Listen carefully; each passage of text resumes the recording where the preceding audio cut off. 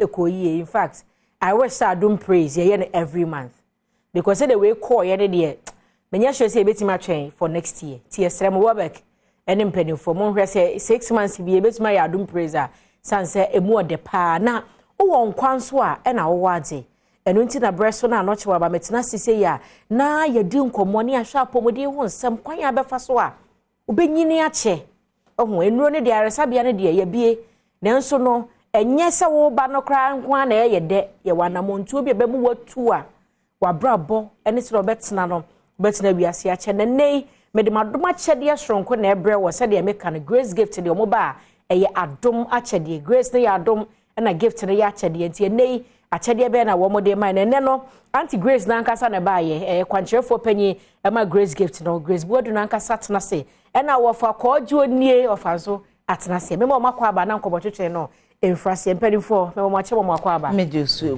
na wa ho fa ne different me yesa wo mpese ni bi na so me se bi na why says 90 ma grace ma say you are my future intimation kaka what says about life say na me says me nam na hu be board na me hu sign board am say eh ma me entiase ma me e was me ma for hu say Herbal will works in fact yes I was say ma for you do different level your education yes e hu hia ama abribio bia bi hu me no na tese ma fa me hu se enkane no na nkofo feel say Herbal de bia na haban bi bata hu bi as what is suman so eso me de boda me na de me gift ma me I was a general nurse.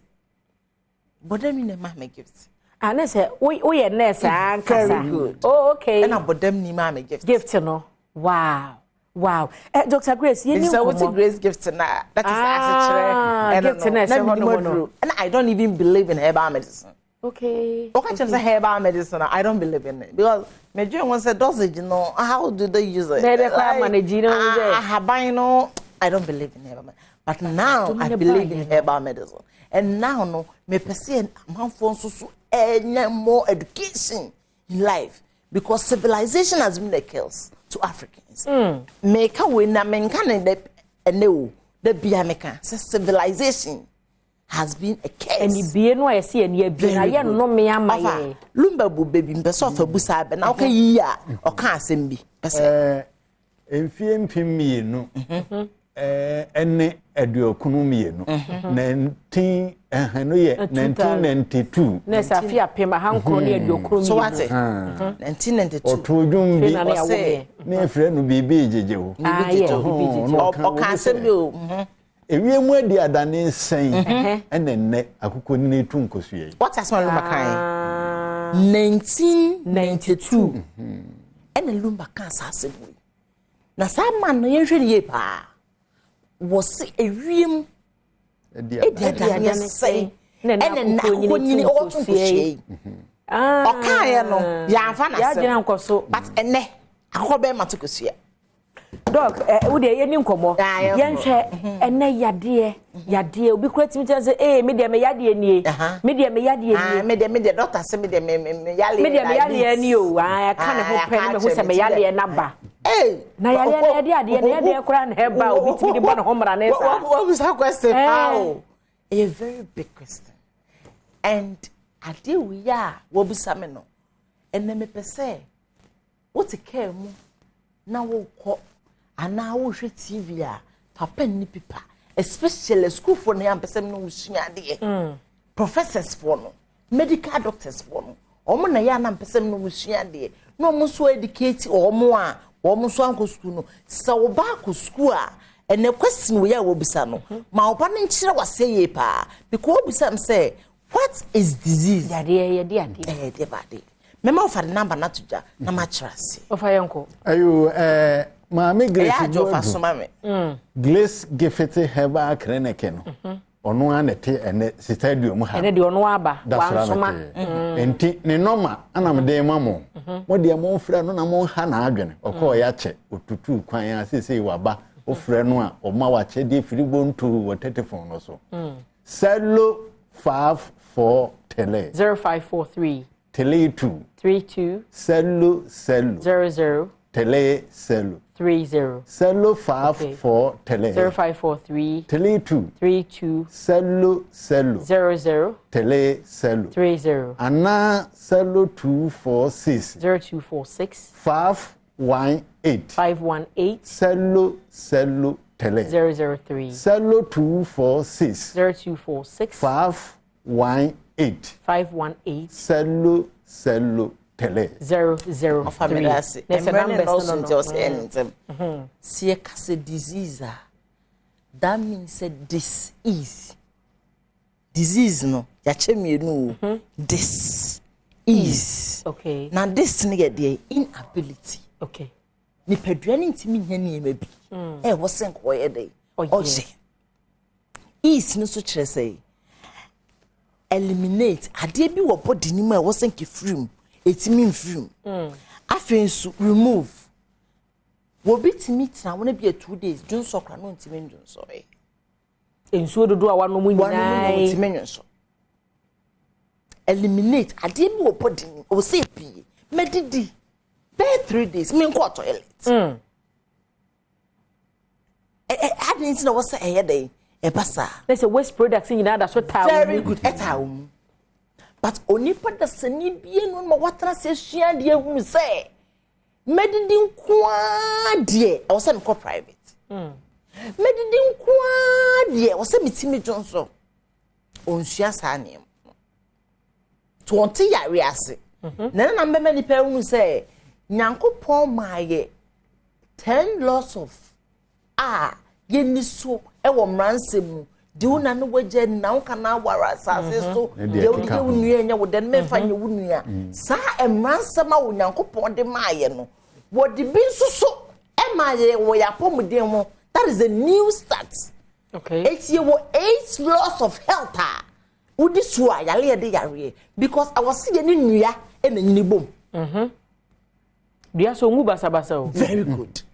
I was say enipa ye ni nua e na nyini bom. Because wo twadua so na so wenda so betima sa fe de a. I was say nke yare a yetimi nya dream say e ye de enso ho be dey e betoye. And the last 3 days the last month. Yes. It's nua and was ye no munyi e bom. Na the 8 laws of health no ye be sua e ye de. And what was that big question, Pao? A new start. A body assassin. That is a new start. It's a new start. No. Any cry agent for the day. Any general for nutrition. Okay. A dreaded the wood yakum. O system Nakasan Kuta Warno. What when was with the home day? It's a new be as I can. Okay. Nyankopon na bo wo e na obo moa e na obo asase e na obo nsuo na me de rubber e sha asase ase a empro nyame a kire ne se sa rubber no wa anfa anka nipadua me de rubber ma ponche mo odwan a wo so wonwe wa ma nka aboa no nipadua ho me de rubber to nsuo ma na nsuo na kire rubber na gu nchen ba me de haban to nsuo ma na amem kwase me de haban sha asase ase a na apro. What is going on? But ye nipa na ye wo cerebron aye wo nyansa no ye de koko gu rubber mo su ne se che ne amene say shinte wo say dan na say abra na mama na wo nim de na ye sin ne civilization ye ni ate no na wo de gu kram. Now what very good. Some see any now what yatre and now what didn't work crying because only so but who did you rob them for 10 good years have been a cancer as soon as rubber who did you for 10 good years dear the bob and the doctor crash same thing you know doctor no yet the doctor no happening na ye twa ben mi ne no awie a ye no awie nsuo na nkasa no e ye aduro e na na omohwe na omode nam fie ekro be wi e ti sa wotobia na wasabia ma na wa da ka duro kakra na da sa o e nsuo no na wo mo ntungu sa haban na ye de bo na very good and na rubber na shem ti wo wi age so hwe tu and emreniti no ye nye bebre afa ini gina ho for exercise it's very good okay. It was onipa bia wentim kwa 5 minutes so sorry how you feel no ndante keke mesro diama me medication we most of herbal doctors anytime they wonim ni say bra me show no I was say many people say apomudi ni hunya ewo ne doso what a shock ne doso gone too soon ne doso it will say ni pe sia de Ma Grace said the ade ne wa no ohun ye bre no so aye bre de ne etimi ye en ye yi no ohun en ye w ye fa w so tew w water what's on numu so more okay now for your sunlight your temperance your air your rest your trust in God wow I don't need new start na assign me ya ne say abranti betima atanase na wo so low sperm count yenye number na offer for location number ko ye wo nu atwemota petroleum haya ebi no nkra fere ho ni boy town ye ne family love ntana hena school ni na hwe ne mu eno ye enkana ha na akose kuro mu a ye wo ohwim school nkwanta junction ohwim school junction mesero eno ye asuofia ana abade kase kwan so ana obehu grace gifet no mese ne biem Cello 244 126 123 Cello 244 126 123 Anna dokota de na nkasa Cello 543 tele 2 Cello tele 0 okay Mr. And yeah, time na so tienti mi ka hwe ba me the last word it twato Mr. I say wo mu mienu you will treatment and your prescription ebusia ene de bre no nyame ani mu die professors no say ya real obi okura doctor na wa betra won na wo kasa no the person doesn't even know how to write myself so a doctor no na say wo kwa ko baby a wako school ko hospital ko grace gift Herbal thank you